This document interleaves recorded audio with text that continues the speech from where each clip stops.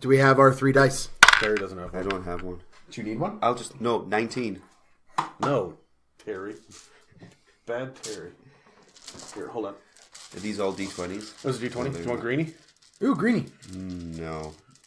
I don't trust anything green.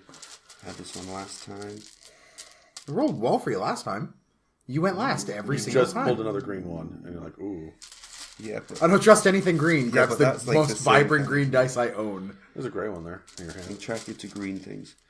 Do you have anything that's not green? Oh, Kogu. I have lots of things that are not green. You shall not speak her name. There's the orange one. Let's and take hey, it a for a 19. test. And 11. 11. There you How go. many 11s was I rolling last week? Well, that is the average. I'm good. Okay, cool. I'm glad you guys blew your 19 and 20. I'm not going to roll mine. Anyways, so... That is exactly how probability works. Isn't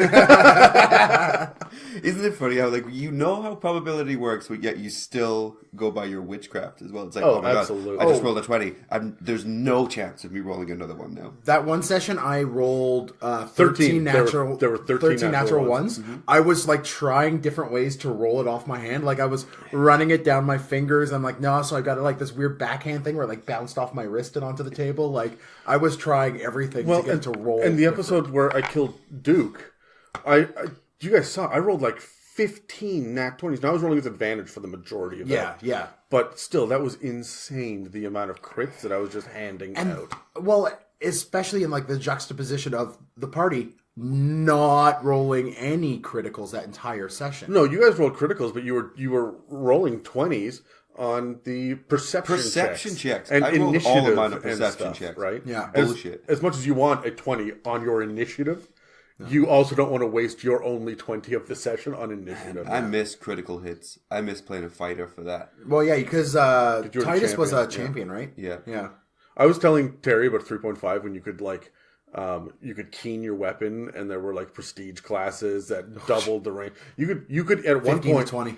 No, there 13 to 20. I think there was an 20. 11 to 20, but you had to go epic classes to get there. Oh, really? Yeah. So for 3.5, that was insane. That 50% you either miss or you crit. I got a good buddy who hates dice but loves Dungeons and Dragons. Cannot stand rolling dice. He hates the probability, the lack of assurity to it. That's not a word. But Is everything in his is everything in his apartment like at perfect 90-degree angles? yeah, pretty much. and Yeah, surprises? he's a little OCD, and I know he's going to listen to this. OCD, but he's a You little avoid OCD when it dice comes to because that. you don't know what the outcome's going to be. He didn't trust his own mind to do the math, so he made a spreadsheet for literally all of our character sheets that did all of the math. He then set up a database that had collected all of the feats and everything. This was for Pathfinder. Collected all of the feats, all of the traits, all There's of the like alternate racial 900 traits. feats in It's Pathfinder. ridiculous. This person should meet me because I feel like I would be like the scarecrow to him, like just going through life based off of how I feel. He'd be like, ah! But he was determined. He was determined to roll an elf fighter with an elven curved blade that was keen and all these other things because he wanted to crit every single time. He never wanted to have to actually like do math because you're crit. Okay, yeah, you hit, right?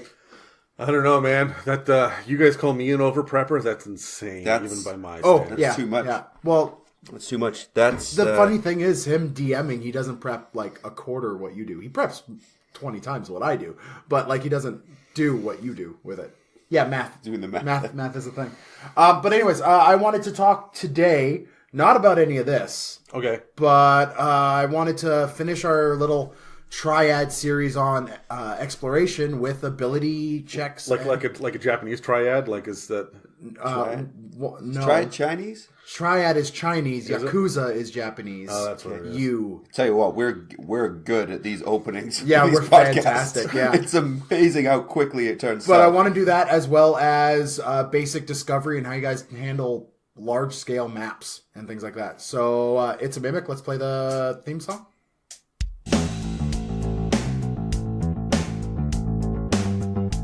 Welcome to It's a Mimic with your DMs, Adam, Dan, and Terry. All right, so we're back. You guys are looking weird again with. It's just my face, Dan. again.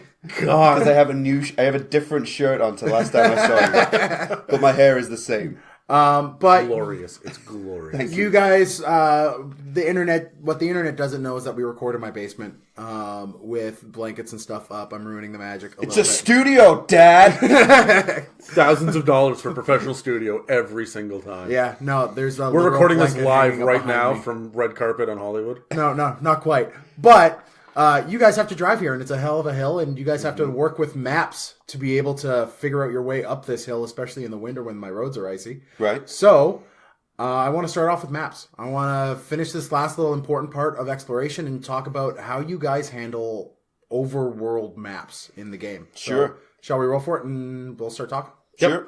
You ready to go? Adam's ready. 17. Ooh, 19. 16. I got 16. And And I still lost. Yeah. I've discovered now, by the way, because I'm always the one that talks on like every episode, like 3 times more than you guys do. I've discovered that when I'm DMing, I always roll first in initiative. And now you're doing it. This is the curse of the podcast. Oh, no. You're spotting patterns already. Yeah. 16 and a loser. Yeah. Name of my sex tape. Go on. Whoa. Whoa. Oh, sorry. We may need to edit that out because I just remembered there's different laws in Canada. So Yeah, the UK, yeah. In the UK, that might In the be UK, fine. in the UK, that's totally allowed. Oh, Okay. man. Okay, let's take that back. Let's take that back. I might leave that in. That's I might no, leave that please in. don't. We're British. That's American. Please Oh don't. my god. Let's do this. All right, Dan. All right. So, overworld maps. I'm going to need a moment. If you did edit that out, you may nobody need- knows why we're laughing right now. You may need a moment, but Terry needs about 25 to life. Yeah. And you said, and I quote, because it's on the internet. Okay, in my defense, when I said that, I thought I was in another country. Not every country is Britain. Which is why you need maps. Now we're back on topic. Hey, Here you Go go. back on topic. Dan, Thank go. you. Thank you. Yeah. So, overland maps are a fantastic way to really pull your players into engaging them as a player. It's a really good way to know where you are and the culture in which you're in. A well-designed map will be able to tell you, what your area, of course, looks like, but the surrounding influences on the specific town or whatnot you're in. I'm a lazy DM. This has been said multiple times. No. You've never mentioned it? No. Well, here I am now. So I hate drawing maps. I hate from the battle map all the way up. Like I run with a vinyl map that I pull out a Crayola marker and draw my maps as I play typically. I don't think we would like playing Dungeons and Dragons together, but we do. But We do. Everything in me tells me that we shouldn't, but we do. Well, one of these days I'll actually DM for you because Okay. that's the one thing that has like you haven't DM for me and I haven't DM for you. Okay. Adam has run our lives basically for the past year. Exactly. And yet So- you still screw it up. Yeah. There's puppet master shit going on. We'll But let anyways, you get to your point. Yeah. So what I typically do is I'll go on to Google and I'll type, I want this area of a map. Like I want, desert or- world map in desert, right? And I'll be able to pull it out. I can even just pull out the map for the world I know my players are playing in, because most of these already have pre-generated maps, because I don't build my own homebrew world per se. I use provided sources. So I'll either pull from Galarian or Oerth or the Forgotten Realms. Copy or, and paste. Oh, literally copy In like your world, pull yeah. it out and be like, you guys are here. Here's the Blatantly map. stealing, yeah. Yeah, blatantly stealing. Like, here's Ed Greenwood's like signature. Like, this is what I'm doing. So right now in the one campaign I'm DMing bi-weekly now. Yep. Is set in the Forgotten Realms, just east of Waterdeep, near the High Forest and all that other stuff. I pulled from that and then gave that map to my players as an overworld map and kind of said, along this river where this mountain's here and this forest is here, right at this like fork junction, you guys are here. And it's going to be roughly 2 weeks to get to here. Because those maps come with a nifty little provided scale that you could use. And then when it came time to the town map, I went online, I literally looked up small village on the water. Did you find my town map. hometown in the UK? But I pulled up a town map and then looked through it all and find one that's good. and it was named like Celarius or something like that. Like there's a name for it. I just cropped that out and gave it to my players. And there were little numbers on it. Like there are, if you open up any module, there's little numbers of what like each... a key. A legend. And then I was like, well, I can't edit those out because I don't know how to Photoshop. So I'll just make up what those locations are in my own city. So like this one thing that was a... in the actual version was like a massive town hall, ended up being the orphanage that was run by this... high-level cleric matron who had dedicated her life to the protection of orphans and like the special needs area of kids and stuff. So that's what I do when I come to that, and then I use their guides to manage travel from point A to point B. I use their little things to figure out how long it'll be. I do want to get to something along the lines of how you guys handle random encounters, but we've talked about that a lot in previous episodes. In a little but bit. we do want to touch it. But Adam, you were next in the initiative. How do you handle this? Okay, well, first of all, I hate your way of doing maps. And I just come from a very different school of thought. I want the world map to be large on the wall for everyone to be able to see. You literally have the map of Chult behind your head here, Dan. Yeah, we just wrapped up Tomb of Annihilation. I've just been too lazy to pull it off the wall. No, keep it up, because when you're talking, I zone out and I look at it, and it's really pretty. The fact that you tattooed it on the back of your head is astounding to me, but... That's just a birthmark. Oh. It's coincidence. That's not Chult? I love you guys. So, but anyway, I absolutely love having the world map, which is why I always make a world map. And when I handed it out in the campaign that I ran, Terry, with your group last year, the first time that I handed out a world map, it was very small. And you actually ended up grabbing giant grid paper and blowing it up and putting it up on the wall. I went, that's what I need to do anytime I start a campaign. I have to have my world map up there with where the cities and what are the routes and whatnot. But I get really specific with it as well, because there are dots that I put down beside each road, and each dot represents 1 day of travel. Yeah. If you travel through the night, you can cover 2 dots worth of travel. If you go off the road, then everything slows down, usually by ×2 based on my math. If it's a grid and you're following a road and there's 1 dot between towns, but you want to go through the wilderness, it's 2 dots, right, per square. So I am very specific with it. I want to go big picture with my world map, because and I put stuff up there that you guys will probably never get to. There's stuff in the world map that you guys look at now that there are locations there that you will never, ever, ever get to. That I have a vague idea of what's there, because my world moves on. And anytime that I'm like, oh, this part of the map is blank, I'm going to throw a lake down here. What's happening at this lake? Oh, I'm going to put a giant octopus monster in here. If we ever get to it, I know there's a giant octopus monster in there, and there's probably a village on the lake. But I haven't thought that far through yet. When you get close, there'll be 4 or 5 little abandoned houses. One of them is smashed because a massive tentacle came down and it ate all the people. Right? There we go. So now that's on the map. That's not written anywhere, but I have a visual cue every time I look at it. I know it's there. I often leave myself little clues within the names as well, although I try to obscure that for you guys. So there's a lake on the map right now, which is called the Lonely Lake, and there's a reason for that. You guys will probably never get to the Lonely Lake. And you should have no idea why it's called that, but there's something in the lore about why it is the Lonely Lake. Because we're going now. It had to be named by somebody, right? So I don't want to use the word disdain, but you have an almost... but I will. Disrespect. You have a disrespect for pre-generated campaign settings. Like, you'd rather just have full control of your own and make it your own and do it yourself. Like, would you ever take a area of the Forgotten Realms that has, like, nothing really detailed about it and go... That's where my campaign is set, and then you make up your own map for that? I'll tell you this right now. My favorite place in the Forgotten Realms is Neverwinter. Mm-hmm. I don't know why. I just like it. But if I'm ever going to be in Neverwinter, I'm going to have it be roughly the same geographical location on the map compared to other things, but I'm going to redo my map specifically because, sure, you can take the river through the town to go rafting down to the next part. Sure, great. Mm-hmm. What if it was underground river? What about that? What if it's so big that there are icebergs in it?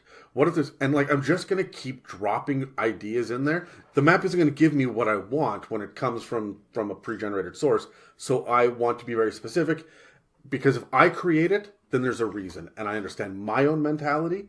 And so I don't have to memorize it. I just have to go, what would my logic have been? Oh yeah, it's this. Mm-hmm. And now I know.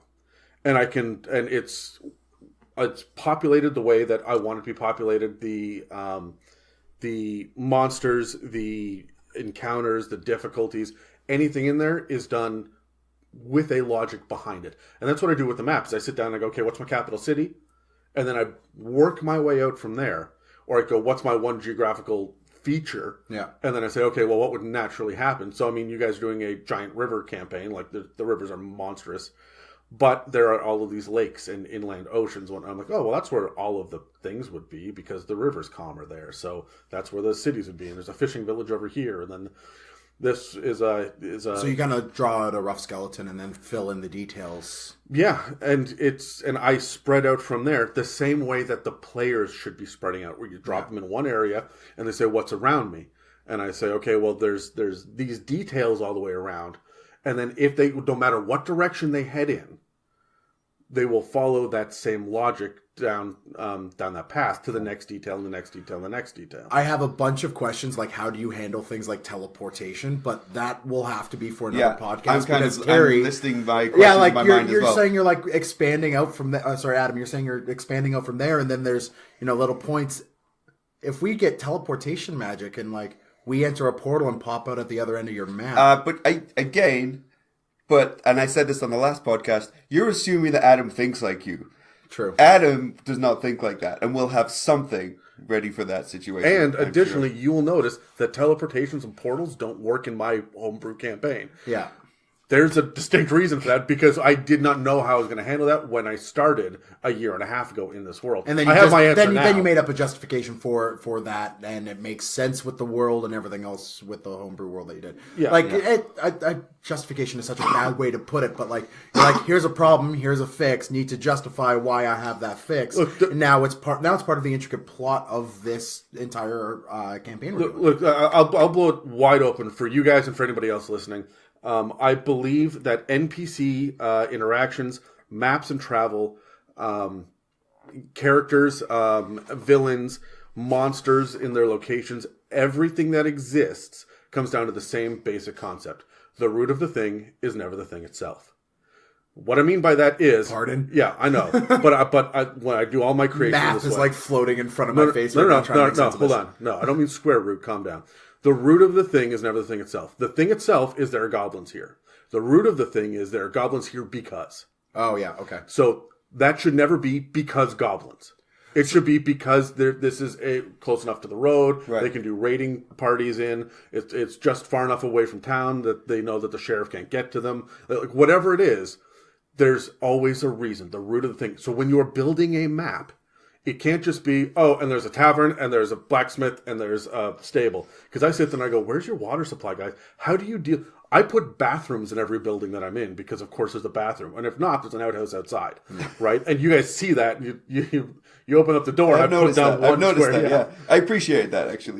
But he's put like puzzles and stuff with the answers within the outhouses and stuff. And we were in this one city where every single there were these little gates that would pop up along the road in this densely packed city, and you couldn't get through unless you knew the combination. And the map for the combination was like on the underside of the toilet seat in the outhouse. Yeah, but there was a reason for that, and it's because the guy that designed the city was then out of work and sat there and all he did was drink, and then he died, and everybody knew that. And there's a plaque to him inside the pub that you guys couldn't get into, right? So he got drunk one day and was throwing up inside the outhouse, and he was afraid he was going to forget all the combinations before he wrote it down. So he scrawled it inside the outhouse underneath the toilet seat, because that's where his head was. And like, I've got a reason for everything. Yeah. It's not necessarily an interesting or fun reason, but that's an interesting and funny reason. But if you pull at that thread,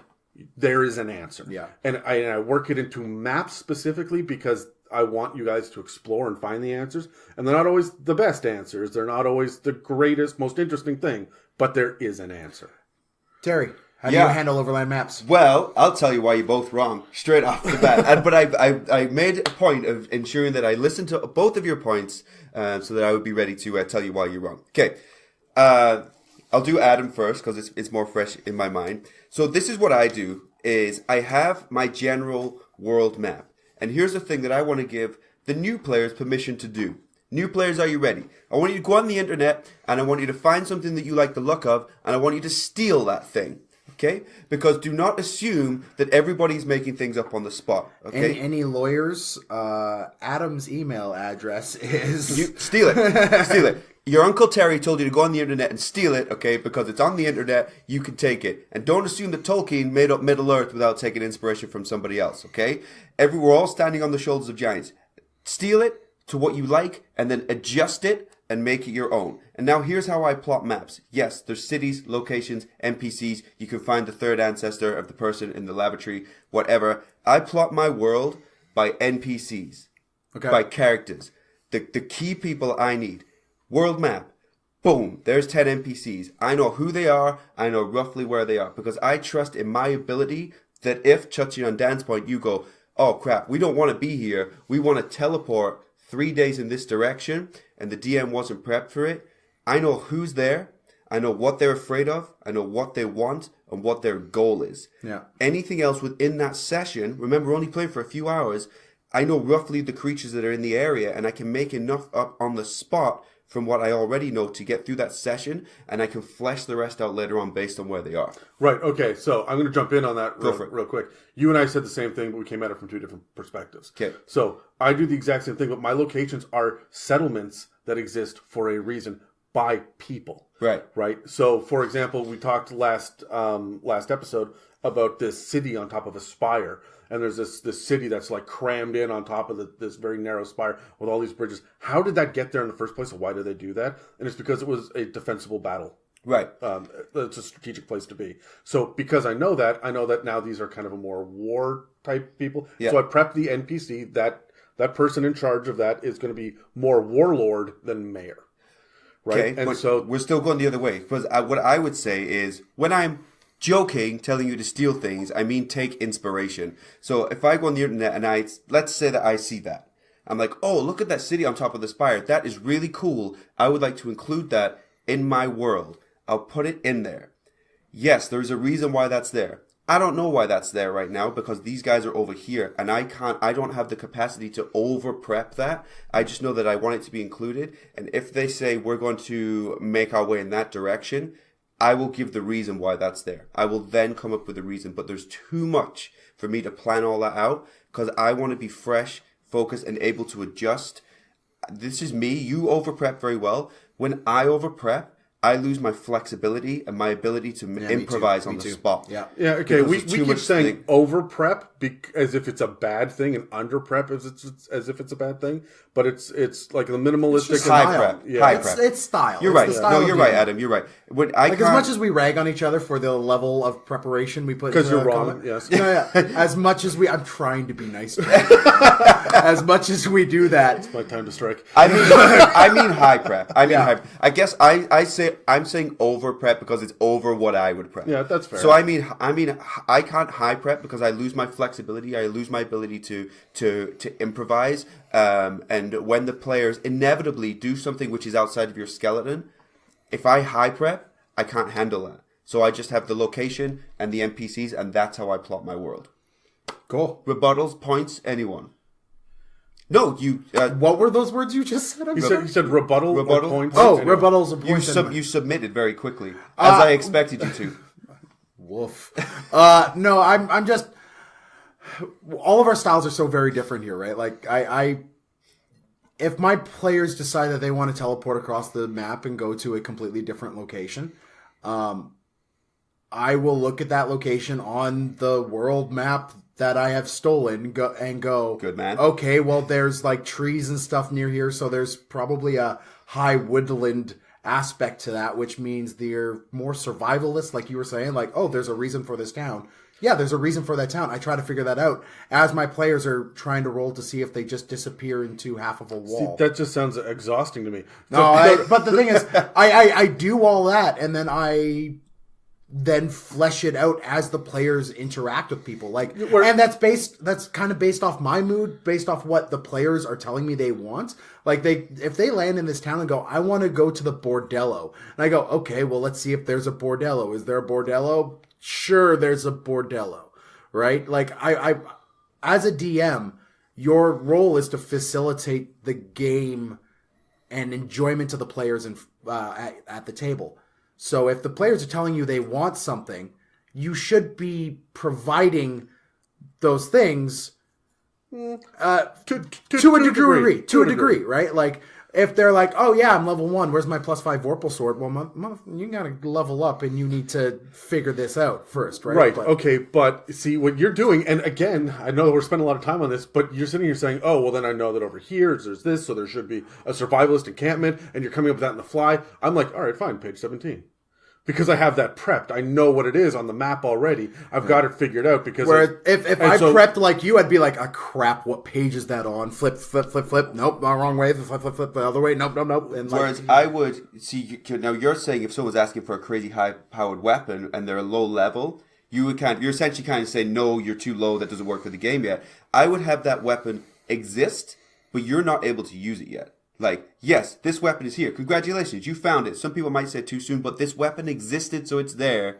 But you need to be level 10 before you can use it. Our party member, one of our party members in my current campaign is currently wielding a weapon that is far too powerful for their level. See, I'm also a big fan of saying, yes, you can use it. But now it's a cursed item, right? Like it's this weapon consumes you. Yes, because it's more powerful than you. I would really like to move on because we have spent a long time on the one thing I was hoping would be quick.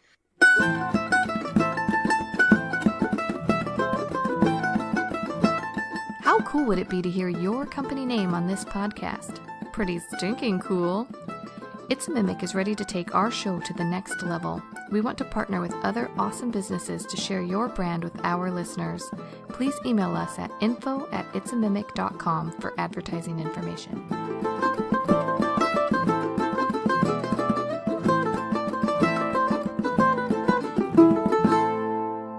All right, so we talked earlier about Adam and his campaign with the guy scrolling on the bottom of the toilet in the outhouse with the map to his puzzles and everything else.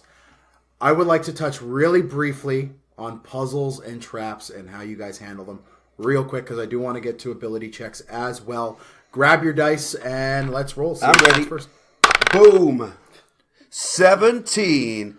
Oh my god, did I win? You win. I won Dungeons and Dragons. Wow. We haven't rolled anything below 14 yet. That's good. We're doing very well. Okay, so Terry, puzzles and traps. I want to talk about difficulties, how you're kind of facilitating a puzzle for your players, and I do want to touch eventually on how players could handle puzzles and traps at the table. Okay. So, go. Okay, so puzzles and traps. Here's what I don't like. I won't say all the time. I feel there is a space for them. I don't like the hit point tax type puzzle. You're walking through. Nobody. You're going through. It's dark. Nobody remembered to say that they're looking for something, and so they step on the thing, and you lose 25 hit points just like this. I think yes, there's a place where that's going to work in pyramids and tombs and things, but I think we can be more clever than that because some people become frustrated by it, and it kind of ruins the game a little bit. I like the bigger puzzles, the longer comms, where either the encounter itself is a puzzle or has a puzzle included in it, or there's some sort of long-term mystery that you're trying to uncover. That, for me, is a puzzle. The times when you have the puzzles and trap type things in the tomb, I think that's okay, but I think if it's going to be high-powered, you need to show evidence of that first. You are not the first person to go into that pyramid. There will be corpses everywhere, and probably existing dead bodies if that trap has been set off previously. I think the evidence needs to be there. It always feels so uncomfortable when you uncover a pit trap and there's nothing in the bottom of it. Right. Like, when you uncover a pit trap, there should be a skeleton, like, impaled on spikes. Like no. There should be a skeleton floating 3 feet above the ground. Because that is a gelatinous cube, my friend. But things like that. But I've also, this was before Dan, but I also had you guys fall for that as well, where you opened a door and there was a corpse floating in the room, and you guys... everyone there went, what is this? And Adam went, oh shit. You guys opened the door and I was like, there's a corpse floating and bucks are floating this is weird. Is this some kind of reverse gravity? Oh my god! It was great. So I think there should be evidence. For those who don't know, gelatinous cubes have acid properties and things float in them, and you can't really tell. They never get old. They're Yeah, like they mimics. never get old. They're an iconic They're thing. like mimics. We New love them. DMs, use them. New players, be afraid of them. They're fantastic. But, so, to my point, so you walk through a corridor, for example, and this is how you show the players how powerful the trap is. You come across a corpse that has 12 arrows sticking out of it, all in different directions, in a heap and a very specific point on the floor. Heap. Okay, well, this is just for my example. So the players go, 12 arrows, you say? That sounds quite powerful. Maybe I need to do my perception check now. So my point is, puzzles and traps, I prefer either the long con or don't cheat them in not giving them evidence that a trap is there. Fair enough. Yeah. Cool. I wanted to take that and go from a little bit more of a player perspective of sitting around a table. Adam, you are fantastic at giving out riddles and generating these puzzles. And Just at everything in life, really. But to the barista Continue, yeah. at Starbucks, it's not the time. What's your name? I will give you a riddle. To find it, you have to solve a series of clues. so you recently handed us powerful magic items that had... you wanted us to unlock the abilities that were within them, and the way you got us to do that, between me and one of the other players in our group, you handed us like pages of riddles and said, 1, don't be a cheapskate, don't use Google, don't figure it out, like don't cheat. 2, for each riddle you answer, new abilities, new knowledge is unlocked to you. Okay, so just because it's very general right now, feel free to steal this because here's actually something for DMs. You guys found the Necronomicon and it broke it into 2 pieces, so it was ripped in half. And I said, if you put the 2 pieces together, everyone will die. Don't do that. This is the Book of Death. But I gave the Necromancer the first half, which is all the spells. There were 28 spells. Something like that, yeah. That were listed from cantrips up through level 7 spells. And for every spell, there was a riddle. And the riddle is based on medieval logic, right? So the answer won't be a telephone. The answer's not going to be a And where did freeway. you get the riddles? I have a handful of online sources that I then reworded, retooled, or I made them up as I went. I went, oh, that's close, but I like this better. So you could have Googled about 3/4 of them. Yep. But the point was that she got her hands on these riddles and started to go through them. And if she gets it, well, now she knows how to cast it without a material component, which is huge. Yeah. Right? Whereas Well, then, some of those spells were like... Very powerful. Very powerful. 7th level with no material component is insane. Yeah. But you guys are a high level party, so I felt comfortable doing that. But the half that you got was all about the lore. And I mean, spoiler alert, Terry's not supposed to know any of this, but it's all of the things like, how do you make a lich? What's the ritual for making a mummy lord versus a mummy? What is the curse of vampirism? Yeah. Right? All of these other things that are involved. How to Dread Knight. How to Dread Knight, how to put a curse on someone or remove a curse. And animal sacrifices, human sacrifices, soul sacrifices, right? So there were all of these things. Some shit now. So anyway, but then Dan had to go ahead and solve those riddles as well in order to unlock bits and pieces and slowly put this together, because it was supposed to have been written in an ancient, long-forgotten text that you guys, if you focus long enough, you will be able to figure this out. But I'm not going to make a language. No. Right? So here's some riddles instead to be a representation of you guys Of all the people decoding it. sitting around this microphone, I would think the person who would create a Create a language language would be would be Adam. Adam. I literally created an alphabet for the last campaign, if you remember. So Oh, I, yeah, yeah, you that's did. great. Yeah, you did. I just didn't want to do it again. That's awesome. No, I think that's great the way you kind of went around it, because it's something that we understand, but to our characters is a language. I also want to point out that the way that you did this, I know the internet out there is not playing our campaign, but having known the person for 10 years who plays Accra, when your character confessed to her that your character has read the other half of the book and the whole I thought she was going to fly across the table and pummel and that me. you will die like if she me, reads it. Dan will die because I read half that When book. she said this, because I know her very well, she said, "So you took that from me, knowing that was my life's mission. I needed it, and if I read it, you will die." And you went, "Yeah." And she did this. okay. And then moved on from it. I was like, I know what that means. And your days on the are couch. numbered. Yeah. So over the next few levels, I would watch that character very closely. So, anyways, you were making a point about puzzles. Yeah, so as a player, I find puzzles can be both infuriating and incredibly rewarding. More towards the incredibly rewarding. I love the mental gymnastics you have to do to answer some riddles or answer some puzzles. We just got through the Tomb of Annihilation, and there are some fantastic riddles and puzzles in there. Like rooms with a treasure chest in the middle with little 12-inch by 12-inch tiles, each with a design, and you have to follow the path to get to the thing. And if you step on one wrong one, the room fills with flames, sand, water, gnats, locusts, whatever. Yeah. Rocks fall, you die. So you got to figure out the path, but there is no answer key anywhere. You got to find like clues from 5 different places in the dungeon. Mm-hmm. So players, if you come across a puzzle that seems insurmountable at that point, please know that could just be a roadblock your DM is putting in front of you, and you need more information to proceed. Don't be the reckless barbarian like I am and have been so many times in the past and just be like, I've got a pile of hit points. Let's just see if I can get there before I fall unconscious. Because you will fall unconscious, and now your party has to put themselves in danger to be able to rescue. We talked about this, I think it was the last podcast, where Adam and I were talking about my character that just ran through the walls of fire instead of doing the puzzle. Yeah. And you still take the same amount of fire damage. Yeah. And on the same bit, like, my campaign, we, for DMs, keep your traps interesting. Not everything's a pit trap.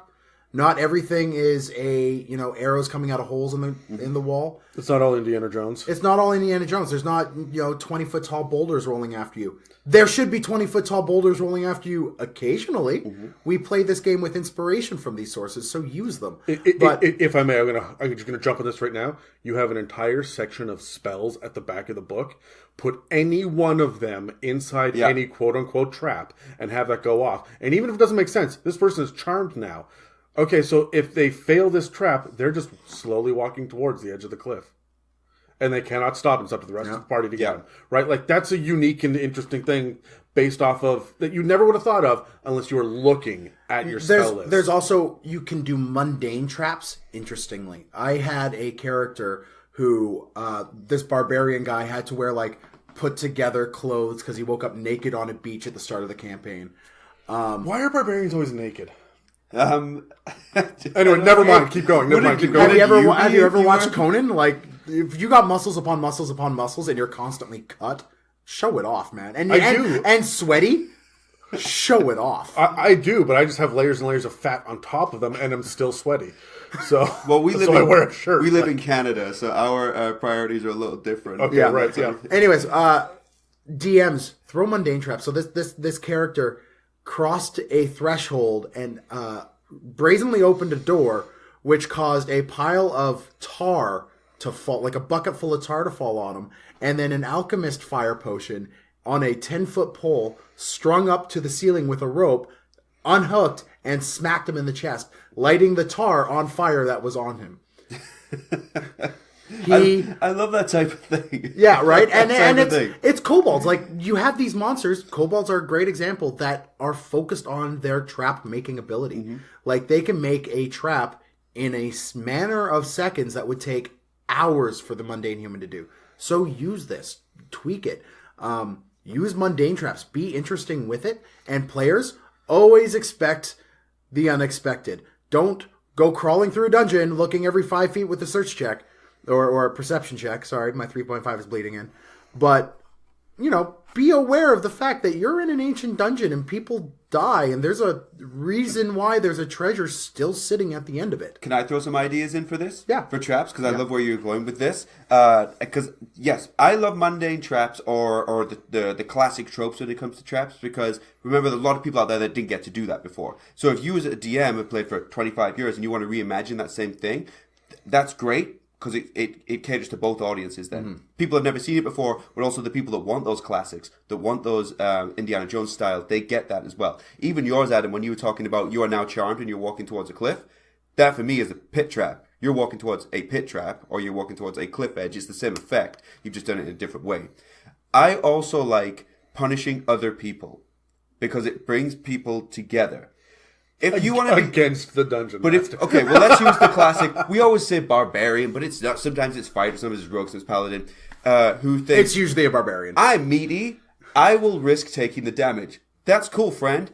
You hear a click, and the wizard blows up 15 feet behind you because that's where the trap is. The trigger is over there. All right. I'm going to quote this when I blow up the wizard tomorrow session. Do it because that's what I love. I think you should. Please do, because it's the wizard that I am reading half of her book and she's mad at Do you know what else I love? When the effect is not clear. Let's go with a click. You hear a click. What happens? Nothing. What does that mean? The anxiety on the table We don't know. skyrockets because you're like, you have triggered something, but there's no current effect. But it may be that the trap has already been set off because there's a corpse next to you and it doesn't reset. It may be nothing. It may be everything. I love delayed effects as well. Yeah. You get shot with a dart. How does it feel? It kind of feels a little bit numb right now. Anything else? No. What does that mean? 5 minutes later, you're unconscious on the ground, twitching. The answer is not no. The answer is not yet. Yeah, or not yet, exactly. I love that because, but it makes them think something's coming. But I like to fuck with them in that. Do I feel anything? Nope, but it definitely hit you. Moving on. Okay. So I do want to. I get my turn. Oh, I too. guess you get your turn. You go. Yeah. You go. All right. So you guys have talked about traps and you've talked about puzzles. One thing that I want to talk about now is solving them, because we always talk about how fun it is to set off the trap or to solve the puzzle, but we don't deal with the techniques that are used necessarily. So really quickly, I just want to throw out a shout out to the 10-foot pole. The 10-foot pole was a staple of Dungeons & Dragons for years, and it fell by the wayside after 4th edition, where people tend not to use it. Always, always, always carry a 10-foot pole or 2 5-foot poles that you can then slam together somehow and click them into place, because you need to be able to be tapping the ground in front of you or interrupting that beam of light from far enough away that you don't blow up, right? My favorite use of the 10-foot pole was, again, to strap an alchemist fire to one end and really mess up someone's day if they were bothering you. Unless you have what I just described, which is the trigger is here, the trap is over there. Oh, no, absolutely. That's when the DM has to start to get a little bit more creative. But from a player's perspective... Using the 10-foot pole to, activate the traps. You still blow up. You still blow up.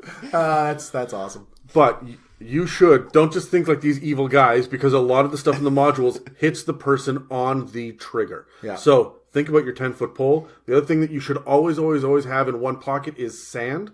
Very, very fine sand or flour. Because you're going to be able to throw it into the room and see where the air currents are to find secret doors. Ooh. You're going to be able to hit someone that's invisible.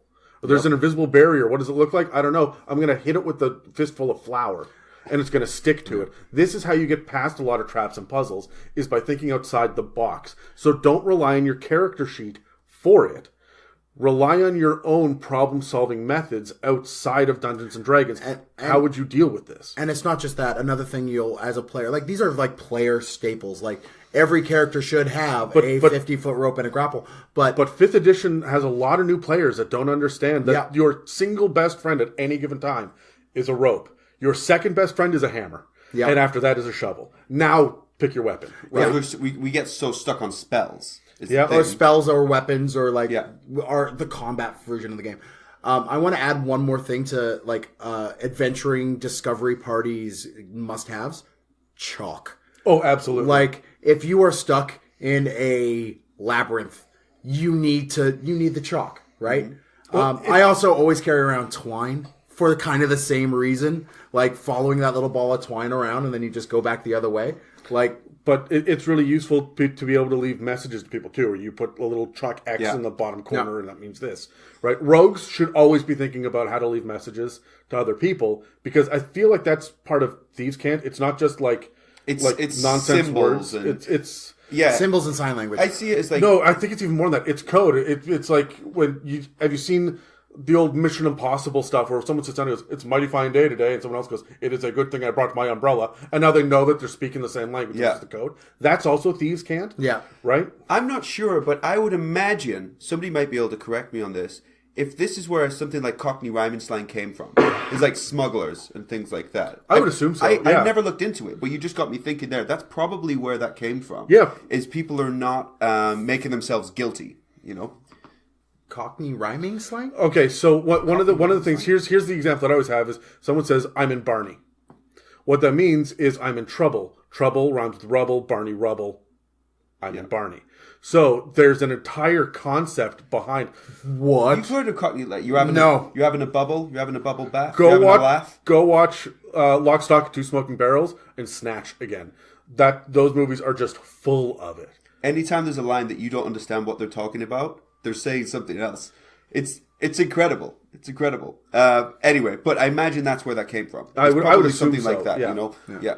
But the other thing that I want to address real quick from the other side of things is when you're setting up your trap, when you're setting up your puzzle, do not have one answer. What I like to do with my puzzles is not necessarily riddles, but puzzles, is have 4 or 5 different answers that give you half of the necessary information. So I will take the answer. You need to be able to hit the purple square as opposed to all of the other colored geometrical shapes on the wall. It's the purple square specifically.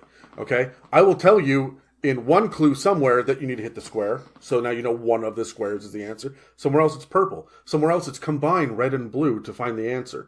Somewhere else it's the color of twilight. Somewhere else it's you're looking for 4 sides, right?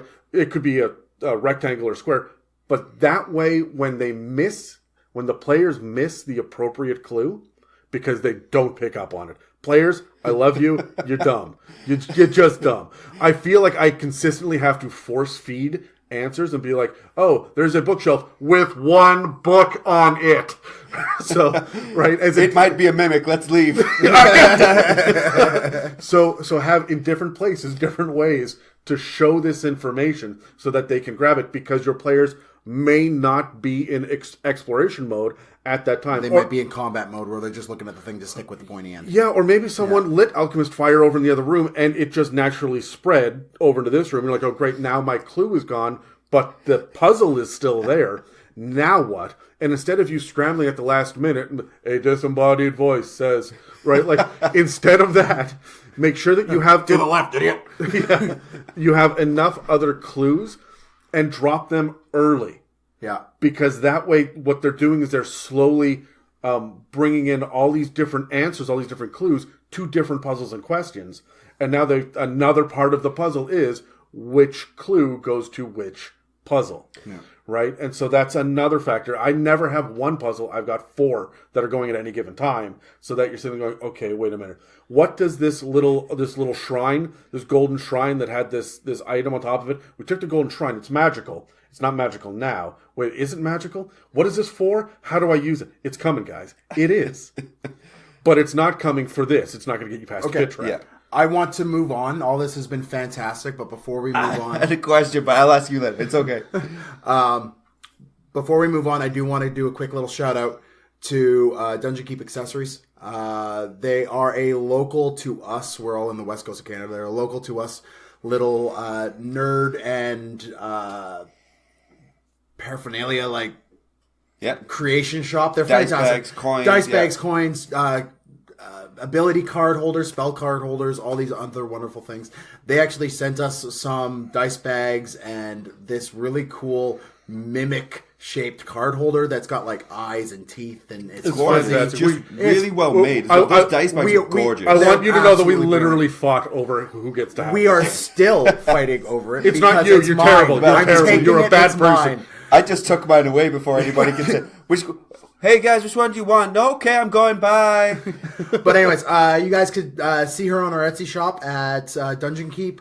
You could also see her on Facebook at Dungeon Keep Etsy and on Instagram at Dungeon Keep. Give her a look, give her a like, subscribe, follow her, do what you need to do. Buy her stuff. She's fantastic. Get out those dice bags. They're beautiful. Oh, they're beautiful. Oh, it's fantastic. I get the big one, and it holds, I think it said 150, 160 dice. 150. I've got 150 in it, and I can put another like 70 inside. Yeah. So I'm stoked about this. Yeah. Awesome. All right. So, next. I was really hoping that this would be the long one, but we're going to have to enjoy some brevity here, gents. I want to talk about ability checks. Okay.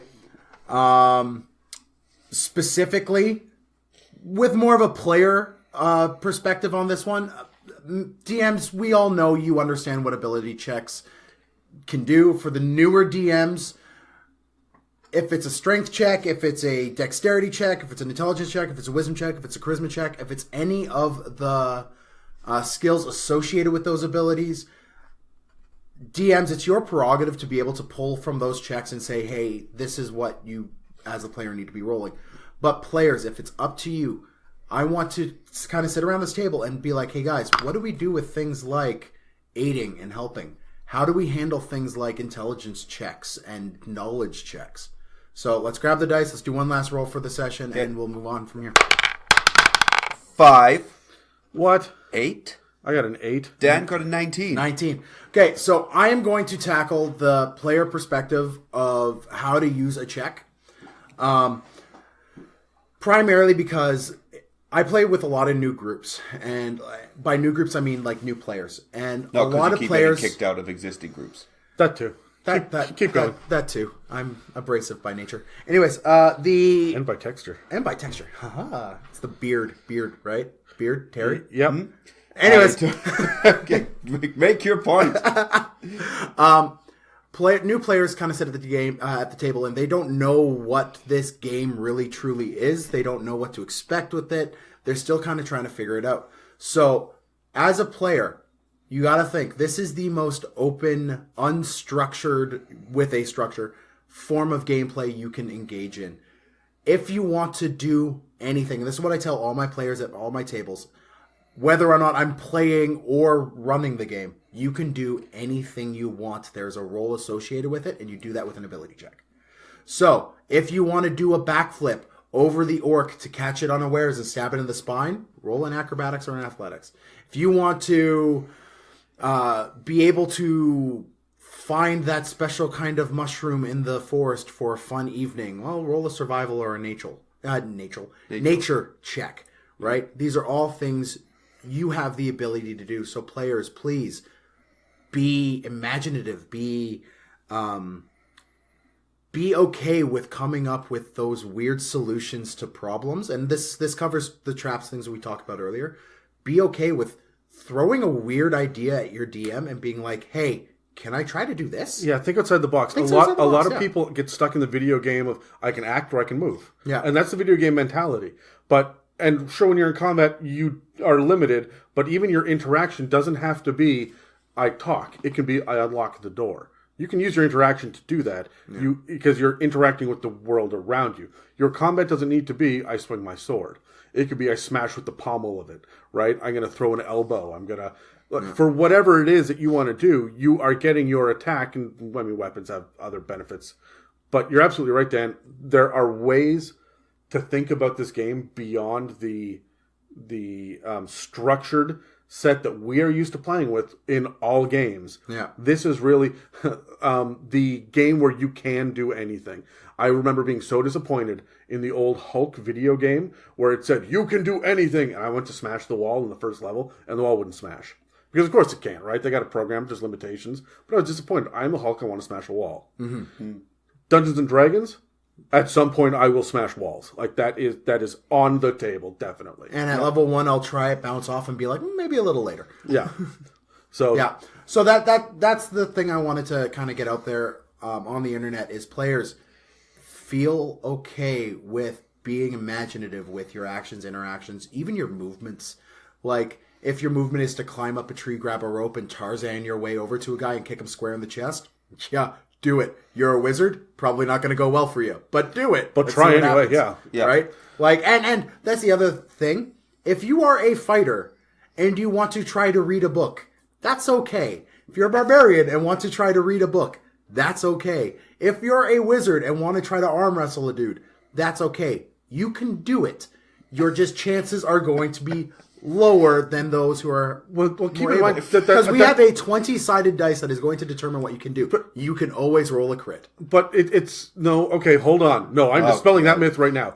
A crit is not an auto success on ability checks. No, but it is a 20 to the DC. Right, but the same way that a 1 is not an automatic failure. Yeah. In an ability check. And a 0 modifier means you are average. Yes. If you have a 8 in an ability, and so you have a -1 modifier, then you are slightly below average. You're not handicapped. You don't sit there and go, I'm a barbarian, and I have a 9 in my intelligence, therefore I've decided to be illiterate. No, that's not this. Yeah. If you want to be illiterate, talk to me about your -3 modifier, right? Your intelligence score of 5. And like, nowhere is this more apparent than social interactions. Absolutely. You'll have the bard who has just been sitting there waiting with their 18 charisma. Like, I got a +4, guys. I'm ready to do this. I'm a lore bard, and I have double proficiency. I've got expertise in persuasion, so we're going to do this. Like, the barbarian could cut in there and be like, hey, I'm also going to try to talk to the king. It is often, I find, when the people who are not built toward the thing are doing the thing is when the best entertainment comes out of the game. Okay, I need to jump in on this because I know what you're saying, but I also understand it from another perspective. So, D&D, the game where you can do anything. Until you do something that the nerd has been playing for 10 years does not agree with, and they shut you down. And so for new players, I think often they don't want to express something that they think is interesting because nerds are mean, and they get shut down a lot. And also, they don't know their options. What you're saying, Dan, is great, but I think, and I know we're putting on the players, DMs have to encourage and lead by example. So social encounters, okay, the bard probably the rogue is doing the talking. But at some point, that NPC, played by the DM, needs to ask the barbarian a question. Needs to speak to the paladin. Right. I hear what you're saying. I think that this deserves its own conversation in one of the next few episodes. We've covered combat. We're doing exploration. We're going to do social encounters and role-playing next. So we should cover it there. Yeah. But I think that you're absolutely right with the idea of the DM needs to set expectations. And that needs to start right from a session 0. Yeah. So let's jump on that topic in the future. I think, absolutely. I'm more than happy to. But when it comes to ability checks and things like that, and you're saying kind of make it more interesting, which is what we're talking about now, I think the DM, for newer players, you need to be aware of this and give them options. You see a pit trap in front of you. You know by looking at it that it may be possible to jump over. The rocks look rough. You may also be able to climb around, or you may want to discuss other options. So then they start to get creative instead of going, I don't know, wizard. Look, that brings up the next question of when you are sitting there trying to figure out how to get around this pit trap one, are you using... Again, that I think the DM... Is this what you want to talk about? Because you were next in the initiative roll. Yeah, sure. I can go next. Okay. When do you use which skills? Right? And I again, 3.5, I call them skills instead of abilities because we have abilities, ability scores, ability modifiers, and ability checks. And it's insane to me that it's all the same thing. So I always use the term skill check. Yeah. It's like, So, or skill challenge. Yeah. Yeah. So, these abilities or skills, whatever they are, when do you use which one? When are you using your perception versus your investigation? When you are going out to gain information, because this used to be one of the skills was gather information was a skill. But now we don't have that. Are you using an insight or using investigation? You go out in the town to ask questions of people. Which one are you going to roll for, or is that some sort of survival check? Yeah, I'm with you. I think my answer is yes. I think however you want to use that, flavor that investigation, that thing. However, you but you're saying when does the DM decide which check is being done? Yeah, and frankly, I think that the answer isn't just yes. I'm pretty relaxed at the table, but I think that there are specific rules about when you're going to use some things and when you shouldn't. Okay. For example, when I'm going to try to heal someone with something that I made in an herbalism kit, I'm not rolling survival on that. I'm just not. And this is not knowledge nature. This is medicine. Period. right? When I am looking to observe something, even if it's a piece of a puzzle that's on a wall and I'm trying to figure it out, that is my perception. When I then have the puzzle box in my hand and I am now doing the Rubik's Cube, that is investigation. You're figuring out how it works, right? So there are different times to use different skills. And I just wanted to ask you guys, for my portion, I'm going to poll the audience with you guys. Sure. What are the most confusing skills? I think a common one that gets confused is perception versus investigation.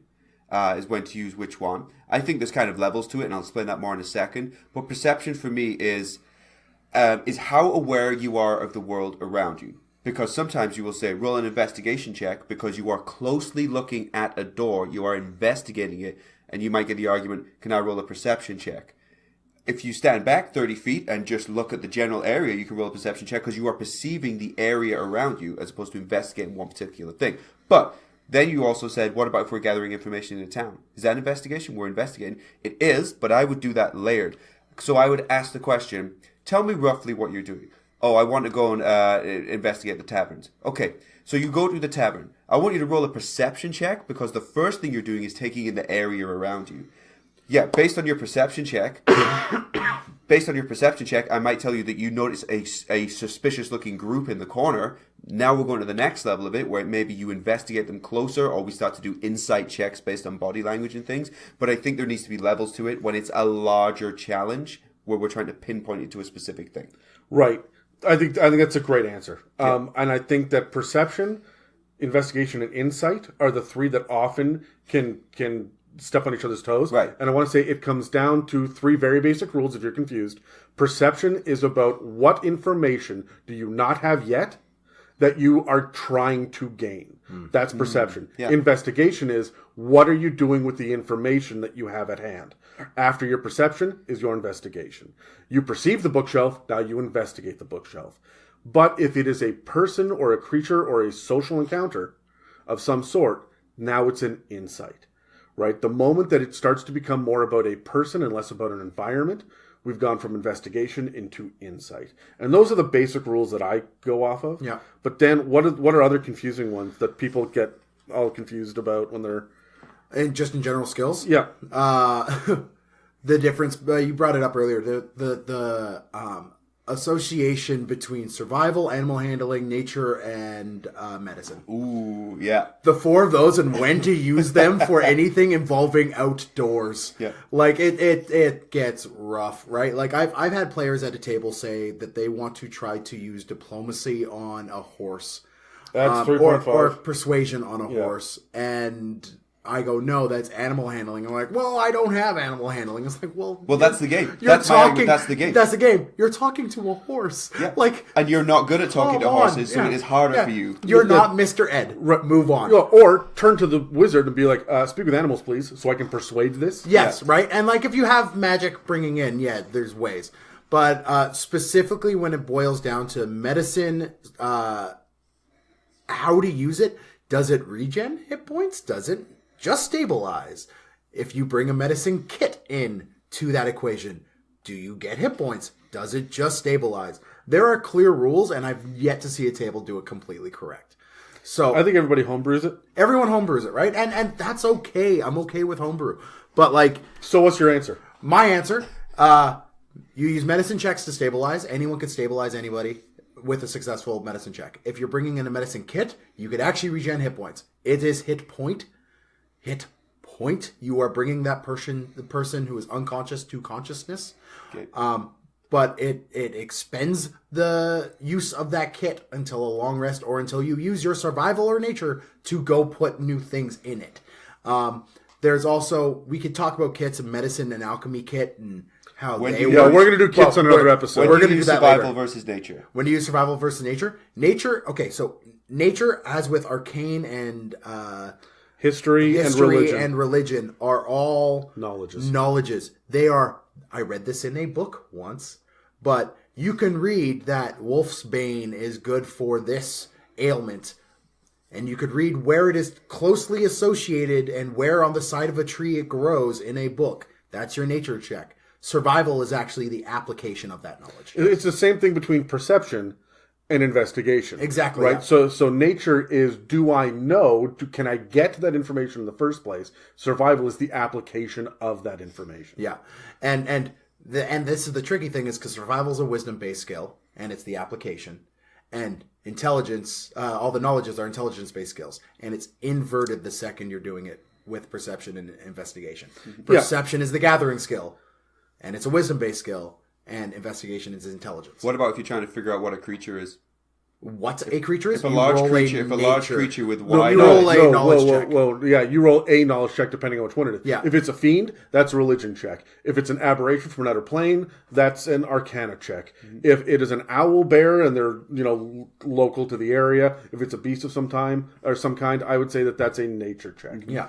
If it is, I would even say for some things like dragons. So you're saying dependent That on the could type be of creature. history. Oh, absolutely. Yeah. It's dependent upon the type of creature. Yeah, undead are going to be your religion and stuff as well. So you hear a roar and you see gnashing teeth and fur. Roll initiative, and everyone goes, "Oh my god, what is it?" Roll a check. Which one? No. Roll your check. Does you a tell check me. take part of your action? Yeah, absolutely it does. Absolutely it does. Because What part? it should take. Well, it depends what you're trying to do. If you're trying to backflip over somebody, that's going to be part of your movement. No, I meant like specifically a knowledge check, like trying to determine what it is. Where does that sit? It's an interaction. It's an interaction. I say it so doesn't take an action. in actual like free at the table terms, it's a free action. Like it's not going to take your movement, it's not going to take your bonus, not going to take your action. Right, but it's your interaction. You can recall what this is, but you don't get to tell everybody else about it. Yeah. Right. I agree with that. Yet. If Yeah, a, I'll tell if you a next cat turn. walks into this room right now, in my mind, I'm doing a check, and I go, "That's a cat." In my head, it didn't take me an action to figure out. I didn't have to pick it up and investigate and move it around. I know what a cat is, and if you know, you know. Yeah. It's not an action. Chance they're going to pick up that cat and look at it, though. Or I might have been wrong. I might go, "That's a cat," and Woof. Dan might go, "That's a Chihuahua, Terry." In which case, I still did a check. It didn't take an action. I just failed the check. That's okay. That's a complicated one, anyways. That's my child. Okay, so But no, hold on. So I asked you guys, all right, what are the different difficulty ones? As far as here's the other one that I find is really, really, really important that people screw up all the time is athletics, acrobatics, sleight of hand. When do you use what? So when you are going to pickpocket someone, and like the barbarian's doing it, and they don't have anything into sleight of hand, they want to use acrobatics. The answer is just straight up no. It is sleight of hand check. Sleight of hand is, do you want to accomplish something with your hands that is either very, very fast or you want to go unnoticed. Yeah. So it is a dex-based check. Is something to add? I'm letting you finish, and then I have a point. Okay. Acrobatics is anything dexterity-based that's going to include your full movement. Your acrobatics is going to be when you go to the social encounter and there's a dance going on, right? You're not rolling. That's performance. It can be. It can also be if there's a certain amount of line dancing and stuff that you don't know that's So here's where my point is coming in. If the player is imaginative enough to justify why they're using an athletics check for a dance, go nuts, roll it.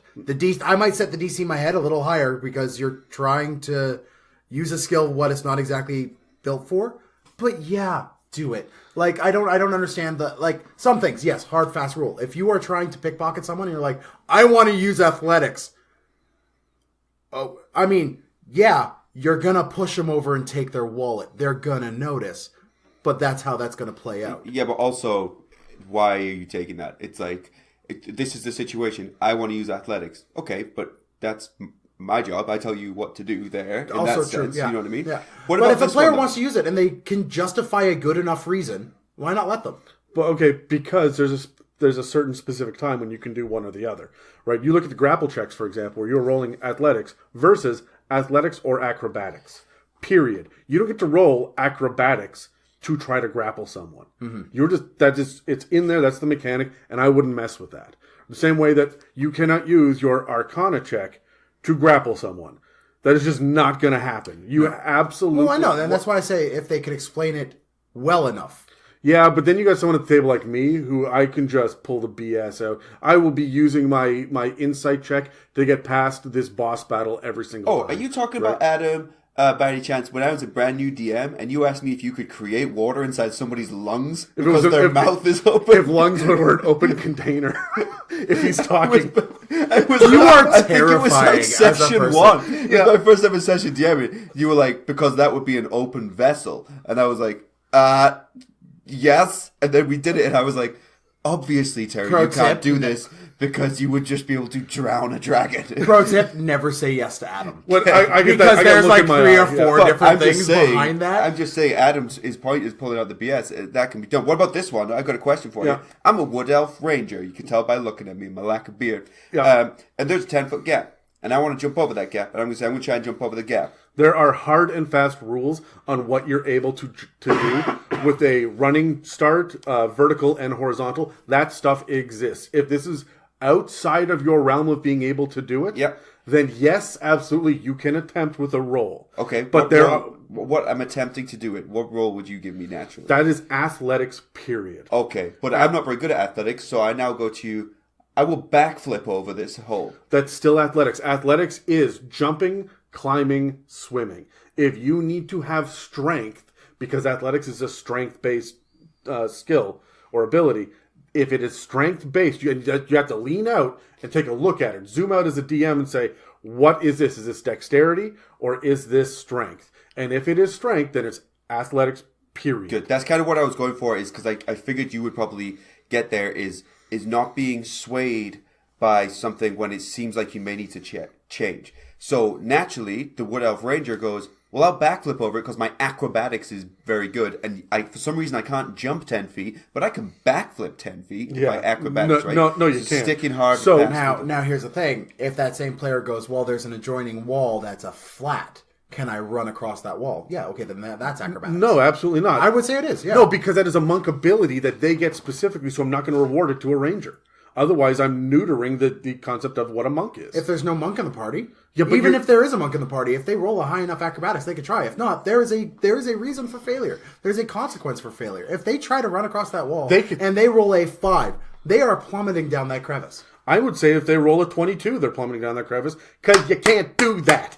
That's simply it, right? You can sit there and say, hey, I'm going to use my sleight of hand to take the dragon's hoard. No. No, you are not. And that's just it. There have to be hard and fast limits on it. Everybody runs a different table, different way, but this is why I have helping and aiding, where helping means that another person can say, you know what, I'm going to help you get across this by giving you a boost. Right. I'm going to throw you and you launch out of my arms when you do it. All right. Now you have advantage on that roll. So you have a much better chance of getting across. Yeah.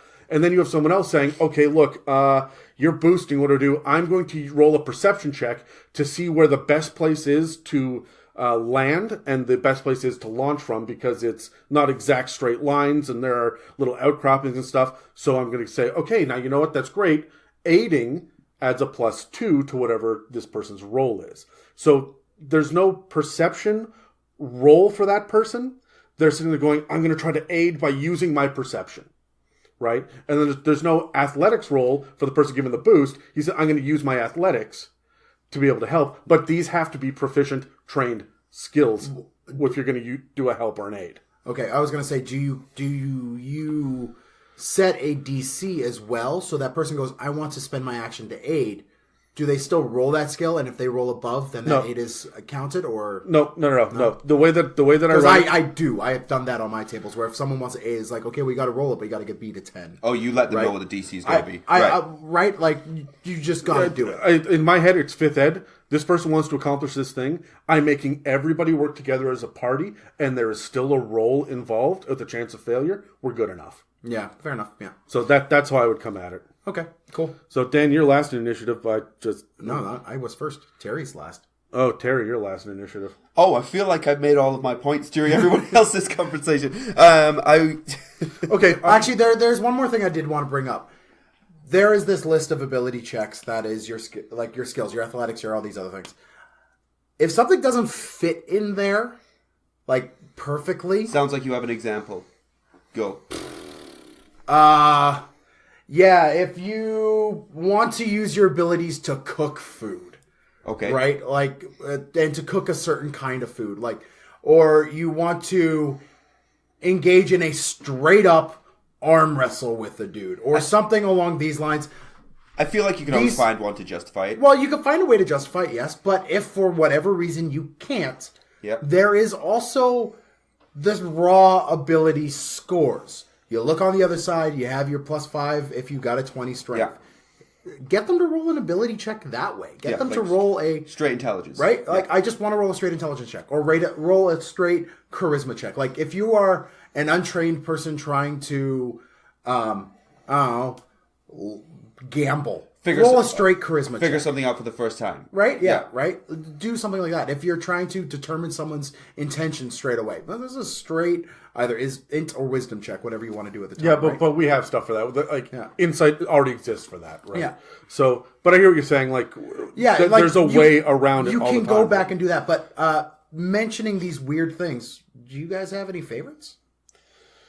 Yeah, I mean, I've got one that I always like, and it's the distraction. Right? If there is because the Battle Master gets the ability to distract. That's built right into that subclass of fighter. But if there is a charging owl bear that's coming at the party, and the one guy is sitting there going, the barbarian's up front and center with the 2 battle axes out going, I'm going to take it. And you're like, okay, you know what I'm going to do? As a bard, I'm just going to be like, hey, over here. Right. What role is that, right? Yeah. You're just going to try to distract it long enough, maybe to give the barbarian advantage on their hit. Is that if that's what you're going for? What are you doing? Is that a perception? Or no, sorry, not a perception. Is that a performance? Is that a persuasion? Persuasion? Is that animal handling? Which one is this? Right? Is that a straight charisma check? Right. And so there are different things out there like that. Myself, for distraction, I would say that really comes down to what the creature is. Yep. And why they are attacking. If they are attacking because you guys are trying to steal its eggs, it's a dragon, and you are holding its dragon eggs, no. Just, you can go ahead and yell all you want. You're not even rolling for this because they don't make dice that big. Yeah. Right? It's just not going to happen. But if it is an owl bear that is kind of hungry, but maybe not, then that's an animal handling. It's a beast. Yeah. Right? So... it all depends on what it's doing and what it wants. You could probably distract a fiend pretty easily by pointing out that they are breaking the rules somehow. Yeah. If it's a devil. Or by just being batshit crazy over in the corner if it's a demon. Like, whatever it is. If it's a Yugoloth running at you, you just throw some gold coins on the ground and go, hey, shiny. Mm-hmm. Right? I think when it comes down to these things, you see how I'm talking about different tactics? Yeah. Right? What it comes down to is... I want the player to say exactly what they're doing. Not, I'm distracting. That's not good enough. What exactly are you doing to distract? And then you give them their check based off of what they're doing. Yeah. And because that's going to narrow it in a little bit more for you as a DM. And even still, if you don't have what it is, then look at what the monster's doing, what the monster's intention is. Yeah. Right? Like, I want to enable players to be able to feel comfortable around the table. And I know for me, sometimes, and people who are now listening to this podcast for the past episodes know, I sometimes have trouble with words. I want to be able to still convey my intention, but I might not know the proper words. Mm-hmm. So I might just say, I want to just roll a persuasion check on this guy. And depending on my roll, the DM can back me up, right? Sorry, go on. Yeah, but no, I want to know what's your favorite kind of weird... You got me thinking there, because there's been times that's come up when I agree with you on what you're saying, where as the DM, we just need to adjust to the people at the table. You're saying you want to play a bard or something with higher charisma, but you, as Dan, don't necessarily have the words to achieve the task. What about if you're also a wizard and you're trying to figure out a puzzle and you are not as intelligent as your character? I am literally playing a character right now who is like... wicked smart. Like he's just ridiculously intelligent. I'm not that guy. Right. So like I constantly have to go to Adam and be like, hey, Adam. Yeah. I don't know the solution, but would Lockie like it's these Caleb from Critical Role, Keen Mind jerks who go, I have an eidetic memory.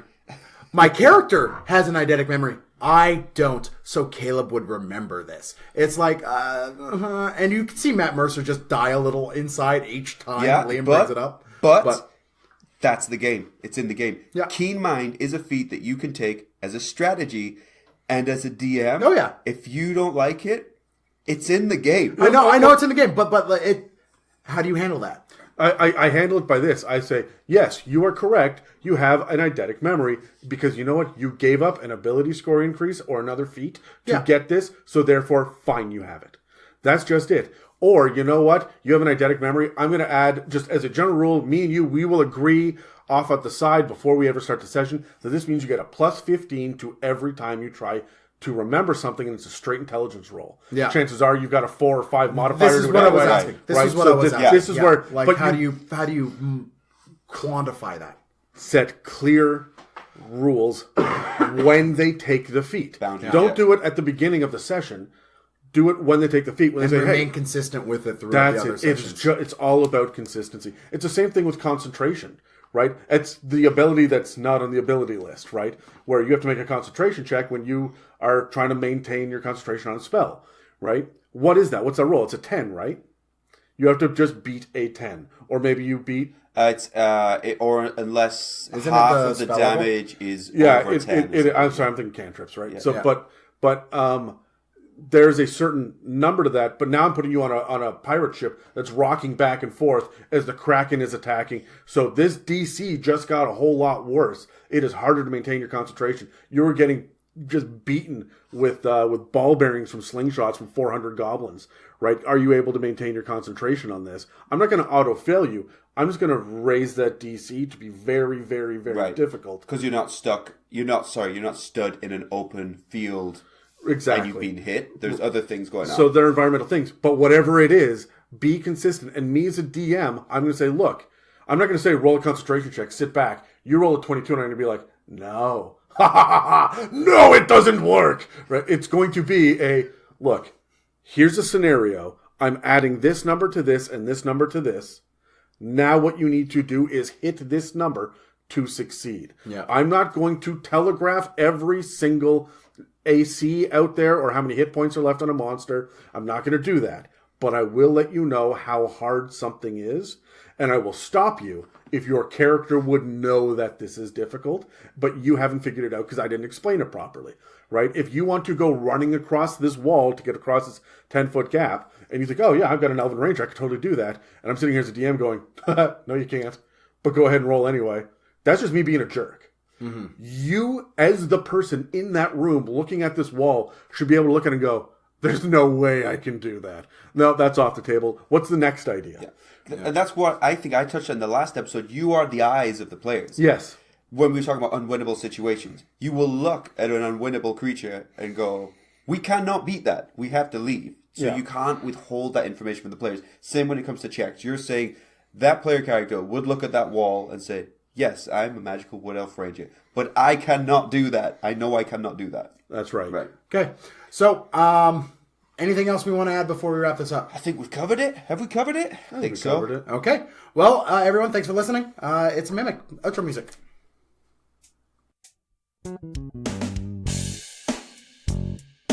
Thank you for listening to It's a Mimic. Check us out online at itsamimic.com or on Facebook, Instagram, and Twitter. Have questions you would like answered by the guys on the show? Send them an email to itsamimic@gmail.com. Tune in every Tuesday for more.